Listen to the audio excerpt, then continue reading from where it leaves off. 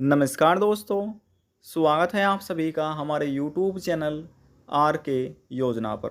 Pension से जुड़ा हुआ लेटेस्ट न्यूज़ ताज़ा अपडेट एक बार फिर से दिव्यांग, विधवा, वृद्धावस्था और कुष्ठावस्था पेंशन धारकों के लिए लेकर हाजिर हो चुके हैं। 15 अक्टूबर 2022 के बाद इन पेंशनर्स के बैंक खाते में पेंशन के 3,000 रुपये, 4,500 रुपये, 2,500 रुपये नए ट्रांसफ़र किए जाएंगे। अब कौन से वे पेंशन धारक हैं जो समाज कल्याण अधिकारियों को पाए गए हैं जिनके बैंक खाते में ये पेंशन राशि ट्रांसफ़र नहीं की जाएगी, आपके लिए जानना बहुत ही ज़्यादा आवश्यक है, ज़रूरी है। यदि नहीं जानेंगे तो हो सकता है आपको भी ये पेंशन का लाभ ना दिया जाए। वीडियो की शुरुआत करने से पहले हमारा आपसे एक छोटा सा निवेदन है, यदि आप हमारे चैनल पर पहली बार आएँ तो चैनल को सब्सक्राइब कर लीजिएगा। साथ ही दोस्तों बेल आइकन के बटन को प्रेस करना ना भूलें ताकि जो हमारी वीडियो का नोटिफिकेशन है वह सबसे पहले आपको प्राप्त हो और आप सबसे पहले ही उसका लाभ उठा सके। चलिए दोस्तों वीडियो की शुरुआत कर लेते हैं। सबसे पहले बात करते हैं राष्ट्रीय पेंशन योजना के बारे में, यानी कि प्रदेश में राष्ट्रीय वृद्धावस्था पेंशन योजना के तहत पेंशन ले रहे 10,000 वृद्धजनों की पेंशन अटक गई है। समाज कल्याण विभाग के अधिकारियों द्वारा दिव्यांग, विधवा, वृद्धावस्था और कुष्ठावस्था पेंशन धारकों को यह बताया जा रहा है कि 15 अक्टूबर 2022 से पहले सभी पेंशन धारकों को पेंशन से जुड़ा हुआ अपना यह कार्य पूरा कर लेना है। और यदि किसी पेंशन धारक का ई-केवाईसी यानी कि आधार प्रमाणीकरण अभी तक नहीं हुआ है तो ऐसे सभी पेंशन धारकों को अपना आधार प्रमाणीकरण करा लेना है। यह सरकार द्वारा अनिवार्य किया हुआ है। यदि आप नहीं कराएंगे तो आपको पेंशन का लाभ नहीं दिया जा सकेगा। राष्ट्रीय वृद्धावस्था पेंशन योजना के तहत भी यही चेतावनी दी गई थी कि जिन पेंशन धारकों ने अभी तक अपना आधार प्रमाणीकरण नहीं कराया है तो वह 15 अक्टूबर 2022 से पहले पूरा करा ले। यह सरकार ने अनिवार्य किया हुआ है।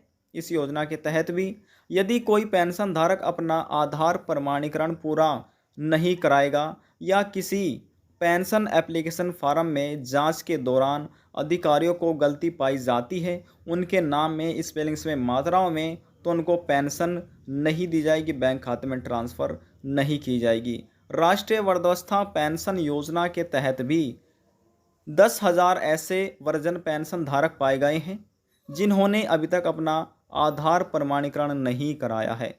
इन पेंशन धारकों के पास बहुत ही कम समय बचा हुआ है। यदि ये वृद्धजन पेंशन लाभार्थी 15 अक्टूबर तक आधार प्रमाणीकरण करा लेते हैं तो भी इन्हें प्रथम किस्त का लाभ मिल जाएगा। प्रदेश के सभी जिलों में पेंशन लाभार्थियों की संख्या अलग अलग है।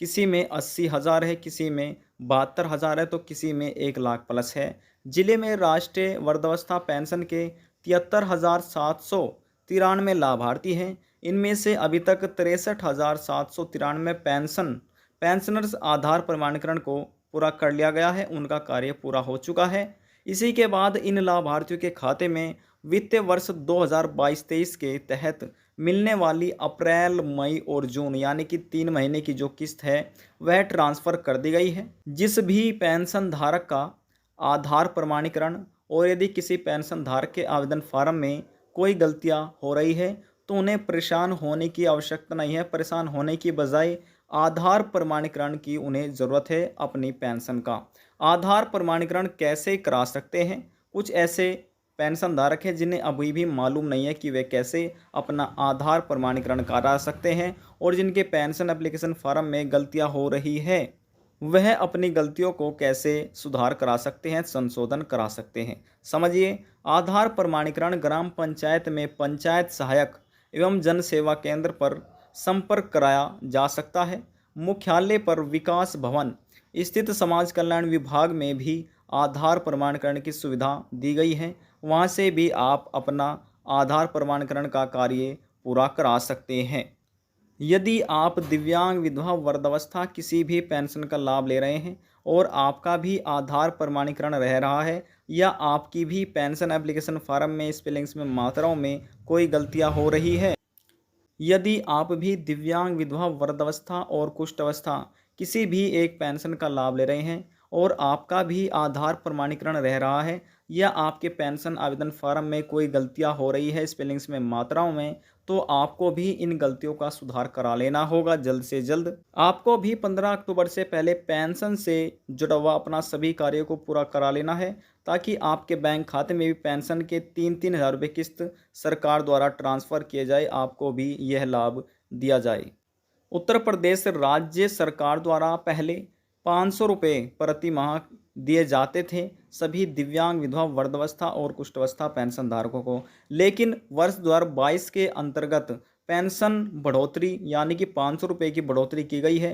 अब 500 रुपये बढ़ोतरी होने के बाद प्रति माह 1000 रुपये पेंशन किस्त प्रति माह दी जा रही है। अब 3 महीने की यानी कि 3 महीने के अंतराल पर यह पेंशन का लाभ दिया जाता है, तो 3000 रुपये किस्त सभी दिव्यांग, विधवा, वृद्धावस्था और कुष्ठावस्था पेंशन धारकों को उत्तर प्रदेश सरकार द्वारा बैंक खाते में समय समय से ट्रांसफ़र की जा रही है। यदि हम बात करें उत्तराखंड सरकार की, तो इसमें पहले प्रति माह 1200 रुपये दिए जाते थे, लेकिन वर्ष 2022 के अंतर्गत 300 रुपये पेंशन बढ़ोतरी होने के बाद अब प्रति माह 1500 रुपये प्रति माह के हिसाब से 3 महीने की किस्त 4500 रुपये दिए जा रहे हैं।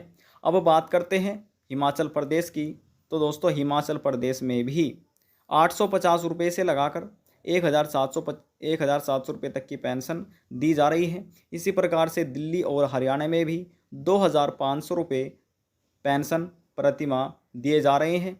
लेकिन अब हरियाणा में एक और न्यूज़ सुनने में आ रही थी कि हरियाणा में जो वृद्धावस्था पेंशन धारक हैं उनकी पेंशन में 300 रुपये की बढ़ोतरी सरकार द्वारा की जा सकती है, यानी कि 2500 रुपये प्लस 300 रुपये बढ़ोतरी होने के बाद अब उन्हें सीधे 2800 रुपये का जो लाभ है, पेंशन किस्त है, वह उनके बैंक खाते में ट्रांसफ़र की जाएगी। लेकिन फ़िलहाल उनको अभी 2500 रुपये ही उनके बैंक खाते में ट्रांसफ़र किए जाएंगे।